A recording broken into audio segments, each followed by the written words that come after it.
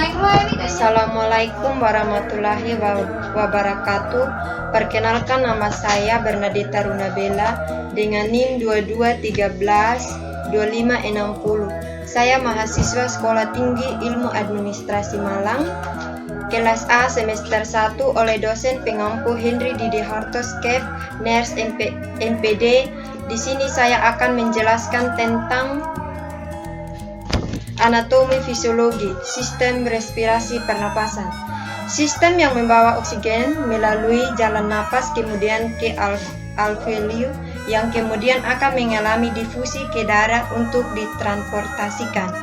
Adapun fungsi pernapasan yaitu: 1. Mengambil oksigen yang kemudian dibawa oleh darah ke seluruh tubuh sel-selnya untuk mengadakan metabolisme. 2. Mengeluarkan karbon dioksida yang terjadi sebagai sisa dari metabolisme kemudian dibawa oleh darah ke paru-paru untuk dibuang. 3. Melembabkan udara. Struktur yang membentuk sistem respirasi meliputi: 1.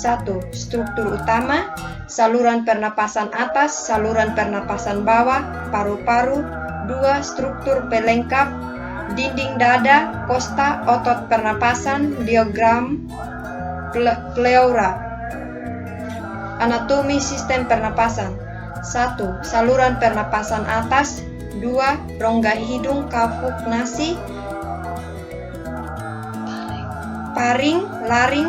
2. Saluran pernapasan bawah, trakea, bronkus, bronchilus, paru-paru, alveolus. A. Saluran pernapasan atas. Saluran pernapasan bagian atas mengacu pada bagian paling atas dari saluran pernapasan yang terutama terlibat dalam konduksi udara. Ini termasuk hidung, sinus, faring, dan laring. Selama bernapas, udara pertama masuk ke hidung melalui lubang hidung. Debu dan partikel asing lainnya disaring keluar dari udara oleh rambut hidung. Fibrisase. Saluran pernapasan bagian atas dilapisi oleh epitel pseudophil. Ini adalah epitel bersilia dan terdiri dari sel-sel goblet yang mengeluarkan lindir-lindir, juga menyebab partikel kecil seperti debu, serbuk, sari, asap, dan patogen. Aksi silia membantu menghilangkan partikel-partikel itu keluar dari saluran pernapasan. Jadi, selain konduksi udara ke bagian bawah, sistem pernapasan saluran pernapasan bagian atas membersihkan udara. 1. Rongga hidung, kapuk nasi, merupakan tempat masuknya udara menuju tenggorokan paring. Rongga hidung dimulai dari vestibulum, yakni pada bagian anterior ke bagian posterior yang berbatasan dengan nasofaring.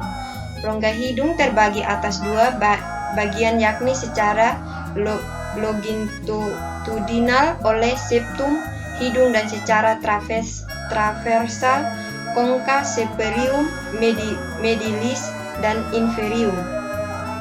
A. Rongga hidung terdiri atas vestibulum yang dilapisi oleh sel submukosa sebagai proteksi, rambut di dalam rongga hidung yang berperan sebagai penapis udara.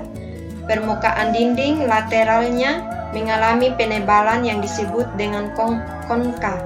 Konka berfungsi sebagai proteksi terhadap udara luar karena strukturnya berlapis. Lanjutan, sel silila yang berperan melemparkan benda asing keluar dalam usaha untuk membersihkan jalan napas. Pada atap rongga hidung terdapat mukosa olfatorium yang mengandung sel-sel penciuman dan terhubung dengan saraf atau nervus olfatorium. B. Sinus paranasalis. Terdapat 4 rongga yang terhubung ke rongga hidung yang disebut dengan sinus paranasalis. Sinus paranasal terdiri dari: A. Sinus frontalis di tengah dahi. B. Sinus edmondalis di antara mata. C. Sinus subnodalis di belakang rongga hidung. D. Sinus maksilaris di tulang pipi. Keempat sinus di atas dilapisi oleh mukosa yang memproduksi lapisan lendir. Mukosa sinus merupakan lanjutan mukosa rongga hidung, sehingga radang pada rongga hidung dapat menjalar ke sinusitis. C. Fungsi hidung. 1. Sebagai jalan napas. 2. Pengatur udara. 3. Pengatur kelembapan udara, humidifikasi. 4. Pengatur suhu. 5. Pelindung dan penyaring udara. 6. Indera pencium dan resonator suara. 2. Faring atau paring. Bagian belakang dari rongga hidung dan rongga mulut berbentuk seperti tabung corong dan sebagai jalannya udara dan makanan. Merupakan tempat persimpangan antara jalan pernapasan dan jalan makanan.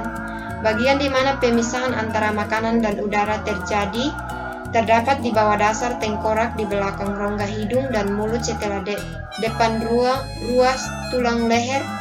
Fungsi 1. Menyaring udara oleh rambut getar silia. 2. Menyimbangkan tekanan udara. 3. Tempat rangsangan bersih terjadi untuk mengeluarkan benda asing. Tabayong 2001. Faring atau paring terdiri dari A. Nasofaring, bagian yang berbatasan dengan rongga hidung. B. Orofaring, bagian yang berbatasan dengan rongga mulut. C. Laringofaring, bagian yang berbatasan dengan laring. A. Nasofaring. Nasofaring adalah bagian atas tenggorokan faring yang terletak di belakang hidung. Nasofaring berbentuk seperti sebuah kotak berongga dan terletak di bagian lunak atap mulut, soft plate, dan terletak di belakang hidung. Nasofaring berfungsi untuk melewatkan udara dari hidung menuju ke tenggorokan yang akhirnya ke paru-paru. American Cancer Society 2013. B. Orofaring merupakan bagian faring yang terletak di belakang rongga mulut, dilewati udara dan makanan sehingga berperan dalam sistem pernapasan dan sistem pencernaan. Pada bagian dinding lateral atau bagian kanan dan kiri terdapat tonsil platina. Tonsil tersebut merupakan massa jaringan limfatik. Fungsi tonsil tersebut yaitu untuk melindungi dari infeksi.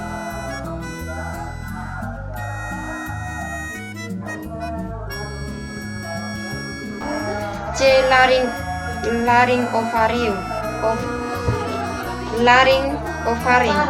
Laringofaring atau hipofaring adalah bagian paling akhir faring dan tempat bertemunya saluran pernapasan dan saluran pencernaan, sehingga bagian ini dapat dilewati udara maupun makanan. Pada bagian ini terdapat pita suara dan epilotis atau katup pangkal tenggorokan atau trakea saluran pernapasan. Saat menelan makanan, epilotis menutupi laring sehingga makanan tidak masuk ke dalam tenggorokan, namun sebaliknya pada waktu bernapas epilotis akan membuka sehingga udara masuk ke dalam laring kemudian menuju tenggorokan trakea saluran pernapasan. 3. Laring adalah bagian dari saluran pernapasan bagian atas yang merupakan suatu rangkaian tulang rawan yang berbentuk corong dan terletak setinggi vertebra cervicalis 5. Gambar laring. A. Fungsi laring. 1. Menghasilkan suara. Laring memiliki organ yang disebut pita suara yang berperan sangat penting dalam pembentukan suara. 2. Mengarahkan makanan masuk. Laring juga berfungsi untuk membantu mengarahkan makanan masuk ke esofagus. Saat makan, gerakan mundur lidah memaksa epilotis kartilago pada laring untuk menutupi glotis bagian tengah laring agar makanan tidak masuk ke paru-paru. 3. Melindungi saluran pernapasan. Di bagian pangkal laring terdapat epilotis yang berfungsi sebagai katup pangkal tenggorokan. Fungsi dari katup pangkal tenggorokan yakni membuka dan menutup trakea. 4. Penghubung faring dan trakea. Untuk menghubungkan faring dan trakea. 5. Respirasi. Selama proses pernapasan beberapa bagian pita suara akan terbuka. B. Saluran pernapasan bawah. Saluran pernapasan bawah mengacu pada bagian paling bawah dari saluran pernapasan, yang terutama terlibat dalam pertukaran gas. Ini termasuk struktur seperti trakea, bronkus, bronchiolus, dan alveolus. Bronkus timbul dari trakea dengan membagi trakea menjadi dua sebagai bronkus primer kanan dan bronkus primer kiri. 1. Trakea atau batang tenggorokan. Berbentuk pipa tabung, memiliki diameter sekitar 20 sampai dengan 25 mm dan panjang sekitar 10 sampai 16 cm. Tersusun atas 20 tulang rawan berbentuk cincin yang kuat tetapi fleksibel. Terletak bersebelahan dengan esofagus kerongkongan, yaitu saluran pencernaan. Trakea menghubungkan laring dengan bronkus dan menjadi jalan bagi udara dari leher ke bagian dada. Fungsi utamanya sebagai jalur udara untuk masuk dan keluar dari paru-paru. 2. Bronkus merupakan cabang batang tenggorokan trakea yang terbagi menjadi dua bagian, yaitu bronkus kanan dan bronkus kiri. Fungsi utama bronkus adalah menyediakan jalan bagi udara yang masuk dan keluar paru-paru. Bronkus yang ke arah kiri lebih panjang, sempit dan mendatar daripada yang arah kanan. Bronkus kanan akan bercabang menjadi 3 bronchiolus, sedangkan bronkus kiri bercabang menjadi 2 bronchiolus. Lanjutan, dinding bronkus terdiri atas 3 lapis, yaitu jaringan ikat otot polos dan jaringan epitel. Seperti pada trakea, perbedaannya adalah bahwa dinding trakea jauh lebih tebal dan cincin tulang rawan pada bronkus tidak berbentuk lingkar sempurna. Struktur lapisan mukosa bronkus sama dengan trakea, hanya tulang rawan bronkus bentuknya tidak teratur, dan pada bagian bronkus yang lebih besar cincin tulang rawannya melingkari lumen dengan sempurna. 3. Bronchiolus. Bronchiolus adalah percabangan kecil-kecil dari bronkus. Sel-sel epitel berselia pada bronchiolus berubah menjadi sisik epitel. Pada bronchiolus ini sudah tidak terdapat cincin tulang rawan. Bronchiolus akan berakhir pada alveolus. 4. Paru-paru terdiri dari dua bagian, yaitu 1. Paru-paru kanan pulmo destra yang terdiri atas 3 lobus dan 10 segmen. 2. Paru-paru kiri pulmo sinistra yang terdiri atas 2 lobus dan 8 segmen. Paru-paru dibungkus oleh 2 selaput yang tipis yang disebut pleura. Selaput bagian dalam yang langsung menyelimuti paru-paru disebut pleura dalam, pleura visceralis, dan selaput yang menyelimuti rongga dada yang bersebelahan dengan tulang rusuk disebut pleura luar, pleura parietalis. Di antara selaput tersebut dengan paru-paru terdapat cairan limfa yang berfungsi untuk melindungi paru-paru dari gesekan pada waktu mengembang dan mengempis. 5. Alveolus. Di dalam paru-paru terdapat kantung udara sebagai tempat difusi gas, yaitu alveolus. Permukaan alveolus dilengkapi kapiler darah sehingga memungkinkan terjadinya difusi gas.